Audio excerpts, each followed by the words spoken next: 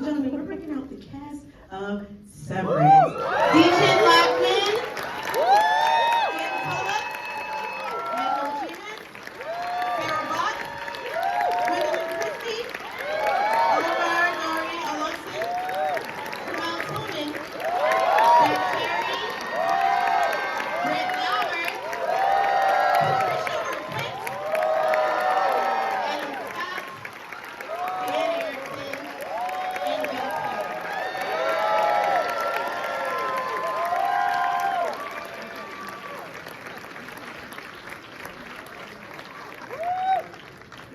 seated.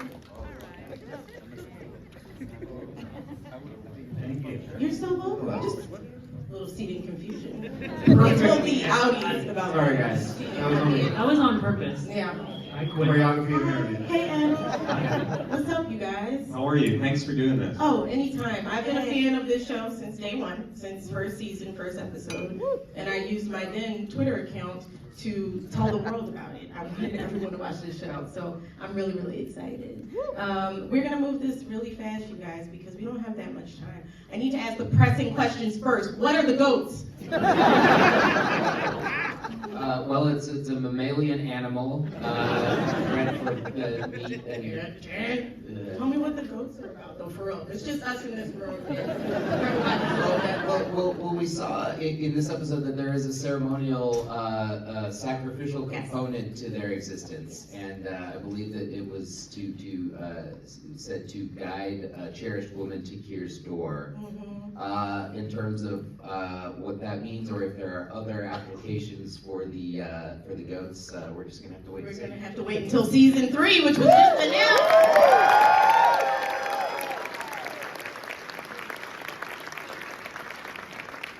As it should be. Could you imagine if Apple didn't?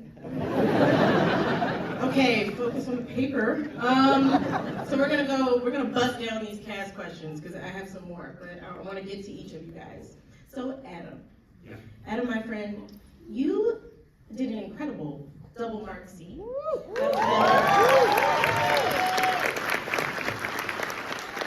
played many, many fantastic characters in the past. Mark being really incredible. What was it like filming that scene? That was just a lot to even watch as a viewer. So what was it like to film it? Filming the mark-on-mark action. Yes. It was hard. I think that Dan and Colwell and Mark Friedman really did a great job of writing it because it was a really complicated thing. Right, like we knew at some point it would have to happen because the two were sort of on this collision course all season, so they had to communicate at some point. It's a tricky thing to write because there's all this stuff they need to talk about, all these sort of emotional components of it, but also there has to be sort of a novelty to it too. It's weird. It's weird for them to be talking to each other.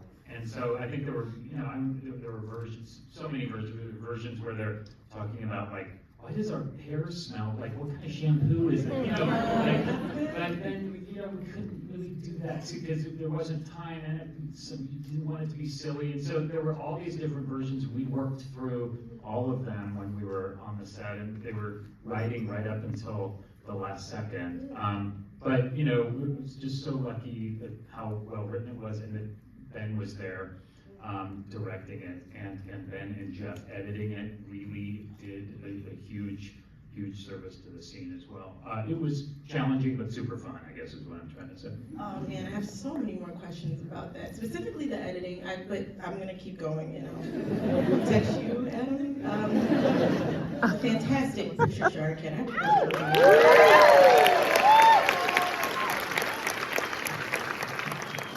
So, Harmony has a major reveal with episode 8, as we learn she's the genius behind Severance. Did you know this was the case before this season? I'm very curious about that, and how did that inform the way Cobell approached her responses to Lumen this season? Well, very early on, at the very beginning of the first season, we had talked about her mom being poisoned, and the company town, and the ether, and the school she went to, and all these kinds of things, and the breathing tube and all of that, and that she was instrumental. I didn't know exactly all of the things. Having said that, you know, when she says everything, it's like, you're breaking up with somebody like, I did everything! Really do everything? There were other people also doing some of everything. Anyway, she did a lot. She did. That breathing tube scene was very special. Very, very good work. Okay. Britt, hey girl.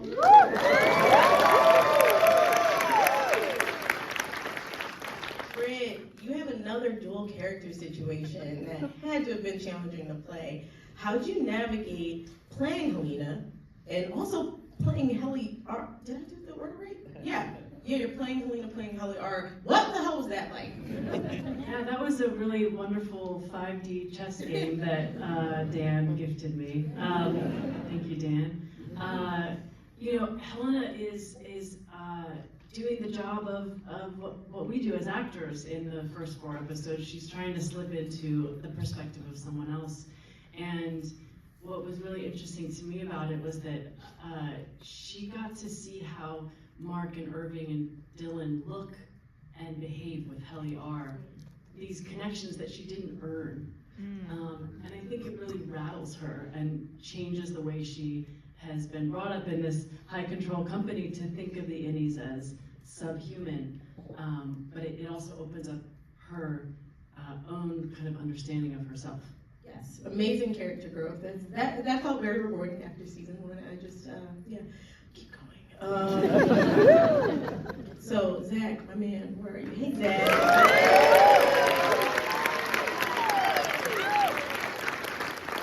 We learned a lot about Dylan's home life this season. Super exciting, very fun for the audience. Were there important aspects to nail when playing any Dylan versus the Audi Dylan? And how was it with, working with Merritt Weaver? Working with Merritt was amazing, and she really helped me kind of figure that out, as we were doing it. As far as Innie versus Audi, one of the primary ways I thought about it is the Innie is sort of a version of the Audi who doesn't have any of the baggage that the Audi has accrued just from existing in the real world. And so he's able to be this extremely confident version of himself, and it was really fun kind of seeing the other version of him and then watching them learn more about each other and seeing the ways in which they kind of move a little bit closer together over the course of the season. Awesome. All right. Deechin. Hey.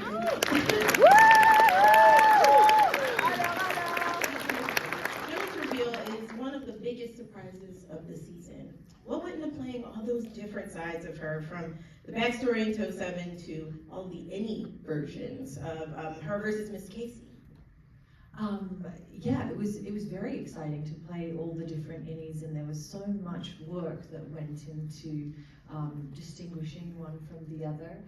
I think the most rewarding was probably going to the emotional heart of it, which was the Gemma character. And I had an extraordinary time, probably the most, it was like a pinnacle moment in my life to work with such an incredible crew who put so much detail into creating the environment around her and her look, and obviously Ben and Dan and Adam and Mark and Jessica. We spent a day rehearsing in the house, just talking about, Dan, I think you were writing 10, so you couldn't be there, but it was It's such fine. it was such a collaboration, and there are a lot of fingerprints on that performance, and I just feel really lucky that I got the chance to inhabit her, because we just have such a short time to spend with Gemma and have the audience care for her, and it felt like everyone was really pulling their weight to make it happen. Incredible. I actually have a little intermission question. How long does it take to film one episode of this show? It's very beautiful, and the episodes are longer, so I'm curious. Yeah. A number of days. It varies from episode to episode. We don't shoot the show in sequence. We block shoot. So like we have scenes that take place at Lumen, we'll go down to New Jersey to the Bell Labs building and shoot for a week and cover maybe 3 episodes, and then come back in like 3 or 4 months and shoot another 3 episodes. So a lot of the times we're piecing together episodes over the course of months, and that's just the nature of, because our locations are kind of all over the place. So sometimes it could be, I think our average was 18.6 days, because we had 186 days of shooting on this season. Nice, love that. And There's also festivals for Kier that we have to.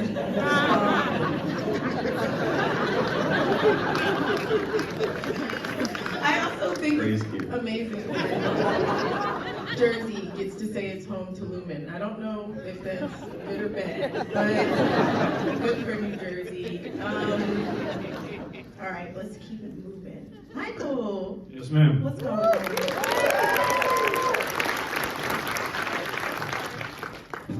Not me. No, Michael, I'm sorry, you have to wait. Oh my God. Sorry, good. Jen, come on, Jen. This feels right. Jen, She's the better half. I'll be back. Devin makes quite the shift to trusting harmony with her brother's life. What do you think propels this shift? I think she's pissed as hell. And I think she's tired. I think she's breastfeeding. I think she's got a screaming baby at home with this guy who she loves, but also maybe is not handling the feeding part very well. And I think she's exhausted and terrified. So I think she's like, it's this plan or no plan, so let's go for it. I love that. She's breastfeeding, that's why. All right, Michael, I'm back. Was she having to pump too? Oh, absolutely. They had to pad my brow, if you want to know the truth, to make that look real, because the good Lord did not give me what was required for that scene. Oh, thanks for telling us that. Yeah. All right, Michael, I'm back. Ricken's book is well received by Lumen. Thank you. Do we think he drinks the Lumen Kool-Aid? And is he just like, is this much more? What's going on? Does he drink the Kool-Aid, or is there more here than we know? Yeah. I think he makes the Kool-Aid, he drinks the Kool-Aid, he packages the Kool-Aid. Yeah, I mean, I think he's crafted this persona and this sort of lifestyle that he's adhering to, for better or for worse, you know. Okay. So he is a part of it. He's not nefarious. He's the he. Oh, which Kool-Aid? Well, Sorry. He's not just selling the Kool-Aid. He likes His own Kool-Aid. Yeah. Yeah. Okay. He's dipping in his own. Okay. Wait, what is the Kool-Aid? Yeah. What flavor? He's Okay. basically that big thing that breaks through the wall. Yeah. He's the pitcher of Kool-Aid. Yeah. And that's why Devin is pumping. Okay. I did acid before I came here. I'm just happy to be here. Thanks. Sarah, we're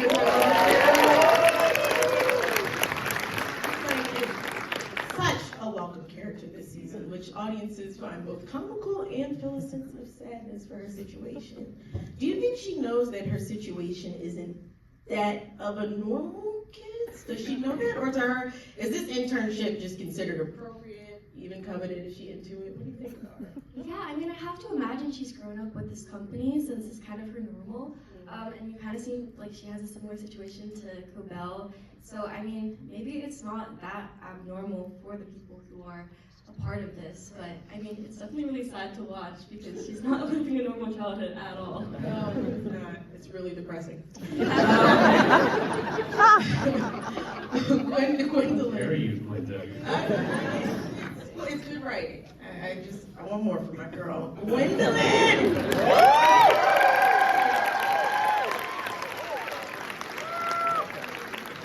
Thank you, honestly.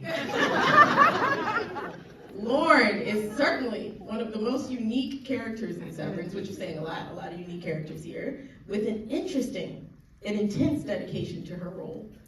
What was the most fun aspect of joining the cast and playing Lauren? So I've made absolutely no secret of the fact that I was a huge fan of the show in season 1, truly. And I really never imagined that I would end up in the show. I mean, I'm not sure, something in another dimension happened that caused this to occur. But I love that actually this is a role unlike one I've ever played before, of the intense pressure cooker-like nature of being forced to operate in a corporate environment. And anyone that knows me knows that I'm really ill-suited to operating within any kind of parameters at all. And I love that I was, can I say this word? Kicking ass again? I didn't think I liked him anymore, but I do. Love to see you do it. It's very welcome. You can do it forever. I always like it. Okay, Oliver. How are you?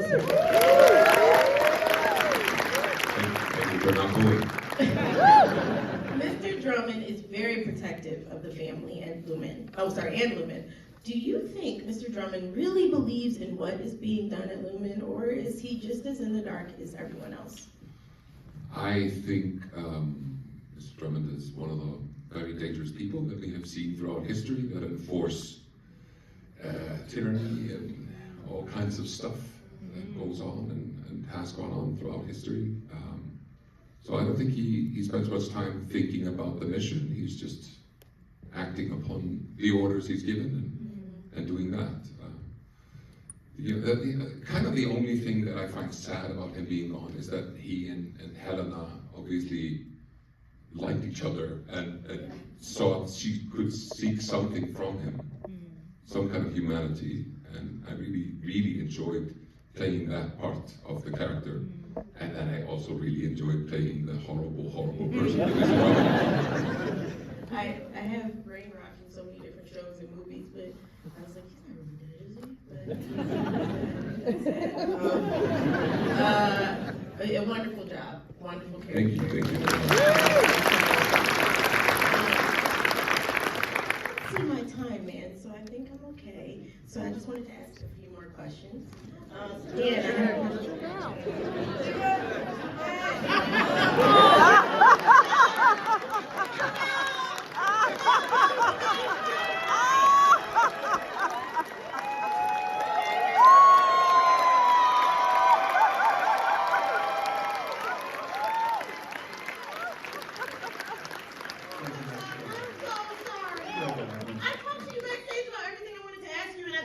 That I have to ask him on stage.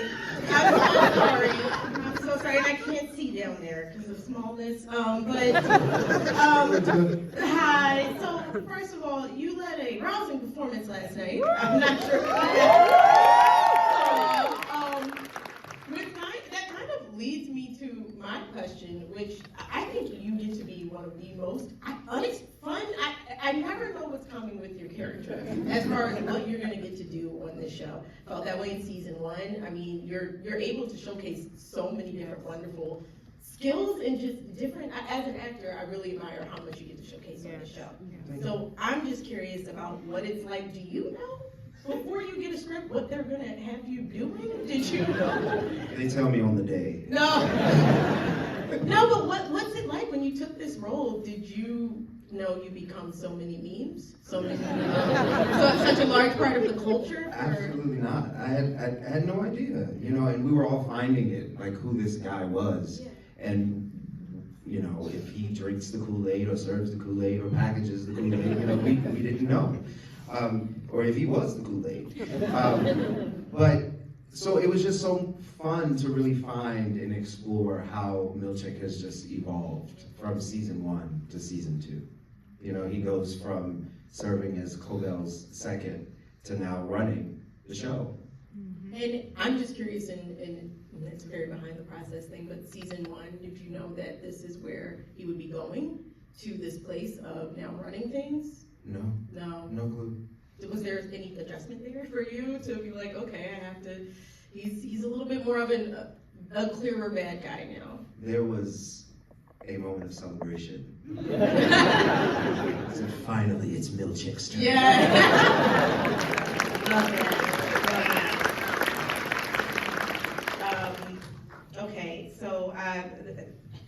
I can't see, I'm sorry. But I'm good? Okay. So I have a question about, Dan, for you, about the writing of this world. It is so much to keep track of. It's so layered. I'm always curious about, in season 1, if you know where you're going in season 2, and now season 3. Is this kind of a challenge every day when you enter the writer's room? And from hearing that you guys sometimes are writing until the last minute, what does it take to keep track of such a vast world with these incredible characters? I have to, how do you make this question simpler? Do you have a good time writing this show? Yeah, I mean, I've had to forego certain things like hobbies and interpersonal relationships.